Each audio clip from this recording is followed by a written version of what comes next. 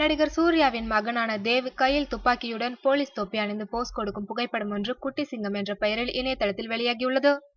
நடிகர் சூர்யா ஜோதிகா நட்சத்திர ஜோடியின் இளைய மகன் தேவ் ஊடக வெளிச்சம் படாமல் வளர்த்து வந்த தன் குழந்தைகளை சமீப காலமாக பொது விழாக்களுக்கு அழைத்து வர தொடங்கியுள்ளனர் சூர்யாவும் ஜோதிகாவும்.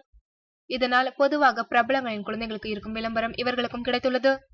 இந்நிலையில் கையில் துப்பாக்கியை ஏந்தியபடி போலீஸ் தொப்பி அணிந்த தேவின் புகைப்படம் ஒன்று இணையதளத்தில் வெளியாகியுள்ளது.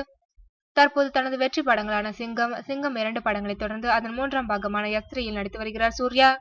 இதனால் தேவின் இந்த புகைப்படத்தை குட்டி சிங்கம் என சூர்யா ரசிகர்கள் குறிப்பிட்டு வருகின்றனர்.